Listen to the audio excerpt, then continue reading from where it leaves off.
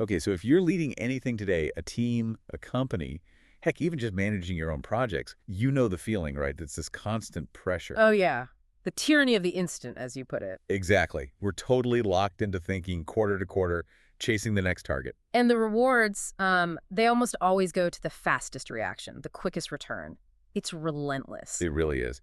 And it kind of forces us to ignore anything that happens, beyond the next 12 months maybe. Well, and that whole setup, it's almost designed to fail the future, isn't it? I mean, why would you sink resources, political capital, whatever, into something that pays off after you're gone? Right. It creates this huge gap, this leadership vacuum for anything genuinely long-term, survival stuff. Which is why we went looking through the sources you sent over. We needed an antidote, something to break that short-term fever. And we definitely found something potent. A system, but not just a system, an actual enforced, centuries-old law. One designed specifically to force leaders to think way beyond quarters. We're talking centuries. We're talking about the Haudenosaunee Confederacy's core governing idea, the seventh generation principle. So that's our mission for this deep dive. We need to unpack where this came from, historically. Look at the, frankly, radical way they made sure people followed it. Accountability. Which is crucial. And then, maybe most importantly, see how this ancient wisdom is actually being picked up and used now by big companies, even governments. It's fascinating. Yeah, it really is. It's about genuine, radical long-term responsibility. So where do we start? I guess with the sheer scale of it, right? The time scale. Definitely. That's the first thing that hits you. I mean, it's kind of mind-blowing. The Haudenosaunee Confederacy, that's 6 indigenous nations. They basically just said, forget thinking in short bursts. Right. The rule was, every single decision a leader makes, you have to make it as if 7 generations of your descendants are right there in the room watching you. Waiting to see what you decide for them. And when you actually put a number on that, Yeah? 7 generations, what does that work out to? Well, conservatively, you're looking at about 140, maybe 180 years. Wow. So you're making choices for people who won't be born for, a century and a half. Okay, contrast that with, say, the average CEO tenure today. What is it, 6, 7 years? If that, sometimes. It's just, it's night and day, completely different scales. It totally reframes what success even means, doesn't it? Yeah. It's not about your legacy. No. It's about managing the survival, the thriving of people way down the line. Exactly. But you brought up a key point earlier. How is this not just, a nice saying, a lovely philosophy that everyone ignores? Yeah, because lots of cultures have those, right? Yeah. High-minded ideals, but no teeth. Yeah. How do they actually enforce a 180-year plan? That's the really brilliant part, I think. It wasn't just philosophy. It was constitutional. It was written directly into the Great Law of Peace. The Great Law of Peace. That was like their operating system for all 6 nations. Pretty much, yeah. The binding agreement. So this principle was the law of the land, which meant basically that short-term thinking that screws over the future, that was illegal, fundamentally. Okay, but laws still need enforcing. Yeah. What if some powerful leader just decided, nah, present convenience is more important than, great-great-great-great-grandkid number 5? What stopped them? Okay, this is where the sources highlight something really key, that accountability mechanism. Right. If leaders did that, if they ignored the long-term impact, prioritized now over then, they could be removed instantly. Removed by who? The power for removal rested entirely with the clan mothers. The clan mothers, so they were the check and balance. Exactly. One source called them, and I love this phrase, the original accountability committee. That's great. They were the ones who ensured that this long-term view wasn't just suggested, it was mandatory. Their authority meant that a 180-year outlook wasn't optional. It was the price of holding power. That structure, that authority, that's what makes it so different. And it forces you to think about how we even perceive time itself. Because, in the West, we tend to see time as this straight line, right? Moving away from the past through now into some abstract future. Yeah, very linear. But the Haudenosaunee view, and this is common in many indigenous worldviews, sees time as more circular. Circular? How so? Well, they saw past, present, and future as interconnected. The source used the analogy like rooms in one longhouse. Oh, I like that. The longhouse. Yeah, so the present isn't just a point on a line. It's more like a nexus, a meeting place. Okay, so if it's like rooms in a longhouse, Yeah. that means Thinking about the seventh generation isn't just about protecting the future, is it? Sounds like it goes both ways. It absolutely does. That's a really important implication. You have this dual responsibility. Which is? On one hand, you have to honor the sacrifices and the wisdom of the people who came before you, the ancestors who, built the Longhouse. Right. Stand on their shoulders. And at the same time, you have to protect the integrity, the stability, the resources for all the people who will come after you leave that Longhouse. So the present has to serve both the past and the future. Temporal coherence, you called it. Yeah, that's the idea. It creates this kind of coherence across time. Okay, this approach, balancing ancestors, us, descendants, it feels like it needs more than just, your standard business smarts or political maneuvering. Definitely. It requires what some people now are calling polyintelligent leadership. Polyintelligent. Yeah. Multiple intelligences. Exactly. And you could argue the seventh generation principle is one of the earliest and maybe most successful historical examples of this kind of thinking. It was designed for coherence across really different domains. So what were those original intelligences they were juggling back then? The sources point to three main ones. First, pretty obviously, human intelligence. That's your governance, diplomacy, lawmaking. The Great Law of Peace itself falls under this. Makes sense. What else? Second, ecological intelligence.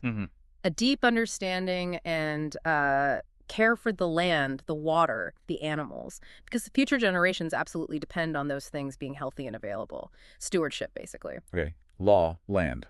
What's the third? The third is ethical intelligence. Yeah. And this might be the toughest one for modern leaders, especially in business, to really internalize. Why is that? Because it establishes this fundamental, non-negotiable duty to the unborn. Their well-being is prioritized simply because they exist in the future and are completely dependent on what we do now. They have no voice yet. Law, land, ethics. Yeah. That's a powerful combo. It feels really complete. It was incredibly robust. But the sources argue if we want to apply this kind of centuries-long coherence today in the 21st century, well, we have a huge new factor in the room. Something that wasn't around 500 years ago. Exactly. The original template holds up, the argument goes, but we have to add a fourth intelligence to that mix. And that would be? Machine intelligence. AI, algorithms, automation. Whoa, okay. That feels like a big jump. How does a principle about human relations and ecology apply to code? Well, think about it. Machine intelligence, if you just let it run wild, what does it optimize for? Speed, efficiency, engagement, right now. Exactly. It's the ultimate expression of what you call digital time. It maximizes this instant. Wow. So if we don't deliberately apply those ethical, long-term guardrails, the seventh generation kind of thinking to our AI system. They'll just rack up huge debts for the future. Ecological debt, social debt. Precisely, because they're structurally blind to the 180-year consequences of their immediate optimization. Okay, that clicks. You're trying to force the algorithm to think in centuries, not just milliseconds. Yeah. Making digital time respect future time. That's the challenge. That's the core tension for leaders now. We're juggling these three completely different speeds, these different concepts of time, all at once. Right, so let's break those down. First, there's the one we all live in day to day. Human time. Yeah, the pace of meetings, budgets, deadlines, getting tired, for the rhythm of our bodies and minds. Then there's the one causing all the stress. Digital time. Oh, yeah. That's the instant feedback, the real-time dashboards, the 2047 markets, the algorithms that literally never sleep.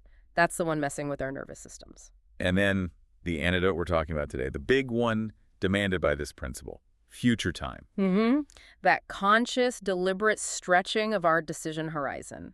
Way beyond our own job, our own life, definitely beyond the next quarter. And the key insight there is, we don't own the future. No, our descendants do. Our job is just to make sure it's, viable, functional. And what's really striking is that this isn't just theory anymore.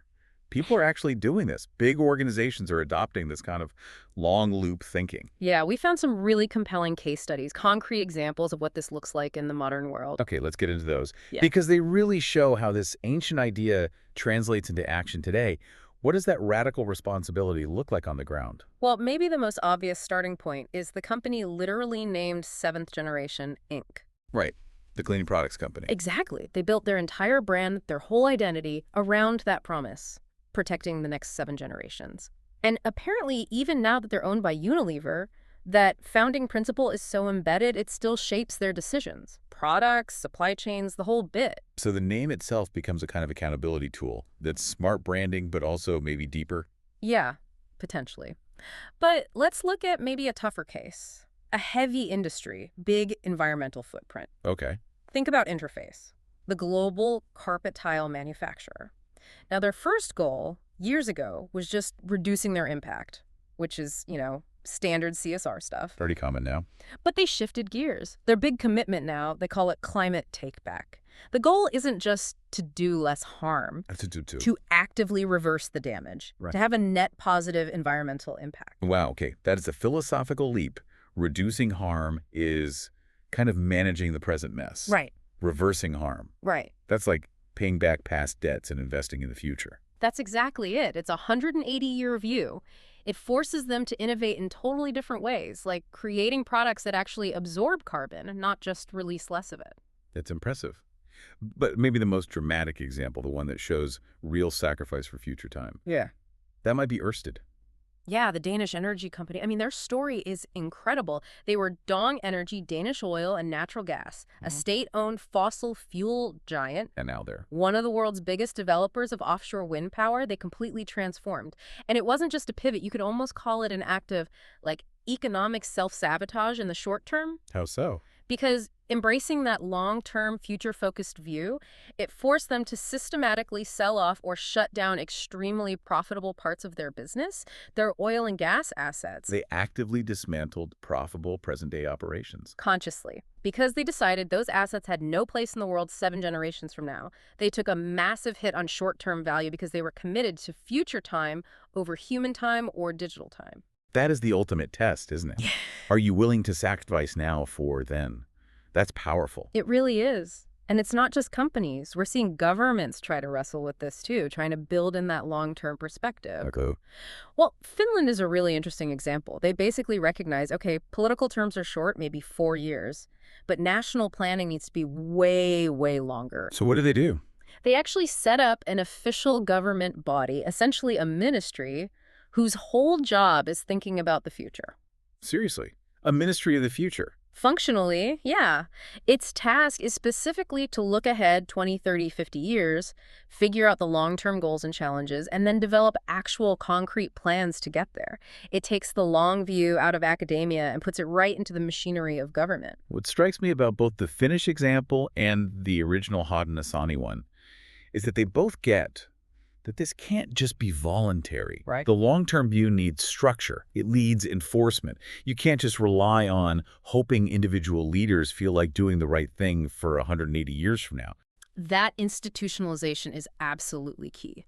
And that's why this 7th generation principle is so valuable. It acts like this compass for how leadership should operate, whether you're running a multinational, a nation state, or just a local community garden project. It forces you to align what you do today with the needs of people you'll absolutely never meet. Exactly. So, wrapping this up, what does this all mean for you listening right now as you go about your work, your life? I think the principle teaches us something profound about intelligence. Real intelligence today maybe isn't about having the cleverest financial model or the fastest code. It's about achieving that coherence, making sure today's choices resonate positively with the past and the far future. And it's not just some historical artifact, right? Yeah. This ancient way of thinking is almost like a necessary survival guide for the crazy digital speed world we're in now. Oh. We have to remember that warning from the sources. Which one? The future already has a seat at the table. It's there. It has needs. It depends on us. So the real question is, Yeah. are we going to listen? And maybe the thought to leave you with is this. As you think about your own work, your own organization, just really sit with that time frame. 180 years of responsibility.